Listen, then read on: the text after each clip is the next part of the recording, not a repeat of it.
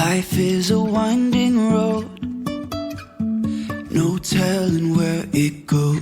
Hey guys, Amber here with the Meeple family, and today I've got a list of 10 games for you to check out if you're interested in some family weight games. These are games that our family enjoys, and to be honest with you, this is a category that my channel definitely leans towards because I have 4 kids, and we spend a lot of time playing family weight games around our table. These are just 10 games that we really enjoy that kind of fit the mold of that family board game experience. Now, before I get started, if you guys would give this video a thumbs up and be sure to subscribe if you haven't. That really helps our channel grow and we appreciate it so much. So without further ado, let's dive into this list. The first game I have for you is Sushi Go Party. In my humble opinion, the party version is definitely the way to go. It does cost a little bit more, but the variety you get with gameplay is well worth it. This is kind of a tableau building, card drafting game, and it is so easy for kids to gather around the table, so much so that my kids can typically play this without adult supervision, and they do very well navigating the rules and the gameplay. This is definitely a hit at our home, so I had to include it on the list. That is Sushi Go Party. If you enjoy this type of gameplay, a new one that our family has also enjoyed playing, kind of in this same game mechanic, is the game Planted. That is another one that we really enjoy in our home. Next up is Draftosaurus, and it's just like the name says, you're going to be drafting dinosaur meeples and strategically placing them out on your map. Now, sometimes there's restrictions, and that's kind of where that strategy element of the gameplay comes in. Now, this game plays from 2 to 5 players, and the recommended age is 8 and up, and the gameplay time is literally like 15 minutes, sometimes even less than that. Once you're familiar with the game mechanics, it moves really quick. So Draftosaurus is a game that our family thoroughly enjoys playing. A delightful new release by Pegasus Spiel is called Raccoon Robbers. This is a little bit of a take that game. We love this game. Now, Raccoon Robbers plays 2 to 4 players, and the age recommendation is 8 and up, and it takes anywhere between like 20 and 40 minutes to play, kind of depending on the player count. I have done a full tutorial on my channel of this game. In this game, you are playing raccoons and you're climbing up buildings, and as you jump off, that is going to initiate your boss raccoon moving. And basically, to win this game, your boss raccoon needs to reach the golden trash can first. This game is themed out so well, and I think this is a really great family game to have in your collection. Next up on my list is New York Zoo, and I will say that New York Zoo is probably a little bit of a meatier game because you have to draft tiles and you're building out zoo,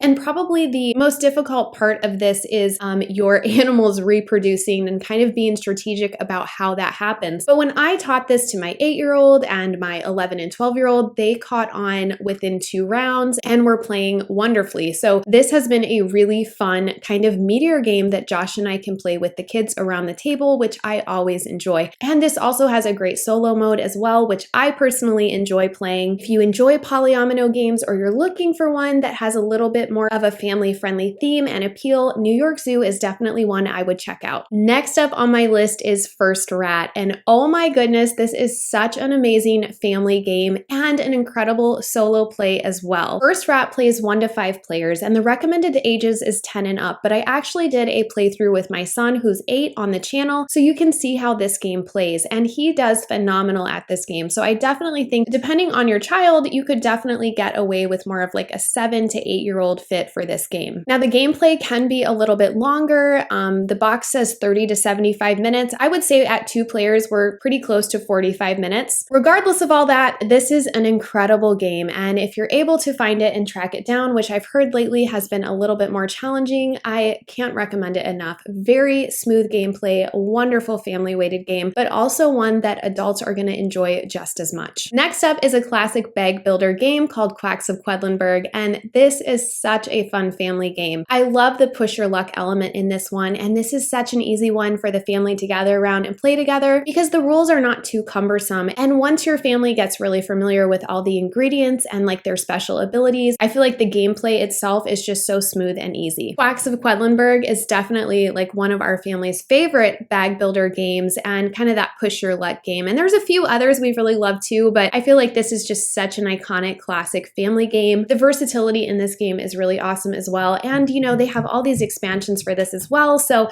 if it's a game you love, you can just kind of continue to add to your collection and grow this experience with all the expansions. Another one that I absolutely love to play with our family is the Isle of Cats. This is such a beautiful game. It is a little bit cumbersome in my opinion to get out, but I feel that that is just the case with any polyomino game. So in this game, you're drafting Tetris pieces, which are actually cats, and you're putting them on your ship. And what I like about this game is you don't actually have to like fill up every space in your ship. That's not necessarily the overarching goal of the game, but there's going to be objective cards, and there's even a family mode to make this game just a little bit easier for kids and families to play, which I love that they included that. And in addition, there's a solo mode. So if you really enjoy this game, you can not only play it with your family, you can play it on a more advanced level, but you can also play it solo. So this is a very well thought out game that's hitting a lot of different groups in the gaming community. And I hope that more designers continue to push the limits, providing different ways for their games to be played. I absolutely love that. Isle of Cats is definitely a great option for a family polyomino game as well. Another classic that I just cannot leave off my list is King of Tokyo. This has been a part of our family for many, many years, and we absolutely love this game. I mean, the artwork and the theme in this game is fabulous. I mean, who doesn't love rolling dice and battling each other? This is such a great family game. We love this one, King of Tokyo. All right, let's talk about roll and writes. This is one of our family's favorite roll and writes to play together, and it is Doodle Dungeon. Now, I am going to warn you that this is a little bit heavier and it is a little bit lengthy to play, but the experience that you get in Doodle Dungeon is exquisite. There are 3 phases to this game. In the first phase, you are going to be doodling your dungeon. In the second phase, you exchange dungeons with your opponents and you actually become the hero, working your way through your opponent's dungeon. And in the third phase, you are going to defend your dungeon. So looking at the path your hero took, you have to roll die and like defend your dungeon. It is so much fun, and this is one like Josh and I love to play, but then our kids love to play it as well. But like I said, because it has all these phases and it is a little bit of a meatier game, I would definitely err on the side of your kids probably need to be like 10 and up to play this one. And it's also one I feel like you can't always wrap your mind around until you play it one time, and then after that you're like, okay, I get how this flows, I get how this works. Because this one definitely took us a few times to really understand the flow of the game, but once you do, it is so much fun. That is Doodle Dungeon. And the last one I want to talk to you about is Kingswood. This is such an incredible experience and game as well. I love the artwork, and this is one that I can play solo, Josh and I can play, and we have a fun time, as well as playing with our family around the table. It just checks all of the boxes and it is so much fun. So Kingswood plays in about 15 to 45 minutes, again, depending on how many players there are around your table, and it does accommodate from 1 to 5 players. And the recommended age is 10 and up, although this is my 8-year-old's absolute favorite game, so it can definitely be played at younger ages. In this game, you're going to be taking on the role of a hero, and these heroes have asymmetric abilities, and the goal of this game is to earn fame by defeating monsters, and you want to become so famous and earn at least 20 fame points, which is going to initiate the end of the game. There's a rondelle mechanic in this game where you're moving your knights around the village, and depending on what part of the village they're in, they may be able to get different resources. The goal of the game, of course, though, is to get to the forest and defeat and fight monsters, and you're going to do this by using the resources you've collected around the rondelle. This is such a beautiful game. I love the theme, I love the artwork, and it is just a fun one to get out to the table. We always enjoy playing it, and that is Kingswood. Now, of course, like I said in the beginning of this video, this is a realm of games that